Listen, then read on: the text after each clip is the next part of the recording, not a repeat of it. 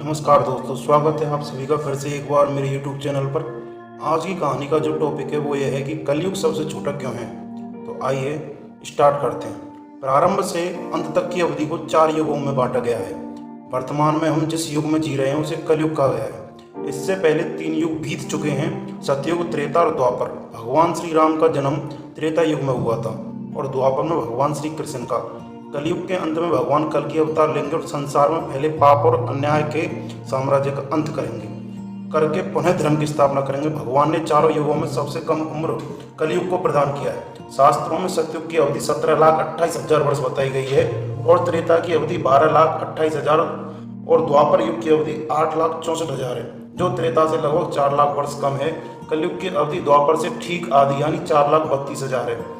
सतयुग से कलयुग तक की सभी युगों की अवधि छोटी होती गई है। इसका कारण यह है कि भगवान बताना चाहते हैं जो जितना पापी होगा उसकी उम्र उतनी कम होगी। भविष्य पुराण सहित कई शास्त्रों एवं पुराणों में बताया गया है कि कलयुग में पाप की पराकाष्ठा होगी। मनुष्य का व्यवहार सृष्टि के नियम के विरुद्ध होता जाएगा। हिंसा में मनुष्य पशुओं को भी पीछे छोड़ देगा। पशु तो सिर्फ अपनी भूख मिटाने के लिए एक दूसरे को मारेंगे, मनुष्य अकारण ही दूसरे मनुष्य को मारेगा। सच्चे संत भिखारी कहलाएंगे और अपमानित होंगे। कथावाचक और झूठे संत ऊंचे आसन पर विराजमान होंगे। तुलसीदास जी ने भी कलयुग के इस रूप का वर्णन किया है। त्रेता युग में रावण ने सीता का हरण किया, लेकिन उनकी मर्जी के बिना उन्हें अपनाना पाप समझा। इस युग में छोटा भाई बड़े भाई के प्रति आज्ञाकारी था।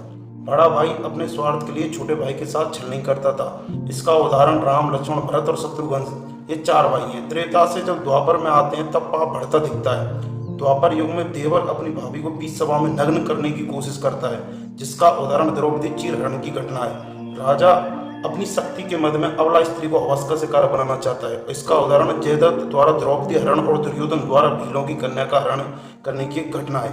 भाई अपने स्वार्थ की पूर्ति के लिए पूरे परिवार को युद्ध की आग में झोंक देता है। इसका उदाहरण महाभारत युद्ध है। लेकिन कलयुग में आए दिन भाई बाप बेटे में स्वार्थ की पूर्ति के लिए लड़ाई होती है।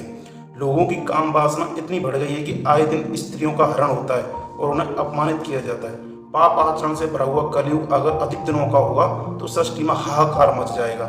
यही कारण है कि भगवान ने कलयुग को सबसे कम उम्र दिया और द्वापर में भगवान श्री कृष्ण का कलयुग के अंत में भगवान कल के अवतार लेंगे और संसार में फैले पाप और अन्याय के साम्राज्य का अंत करके उन्हें धर्म की स्थापना करेंगे।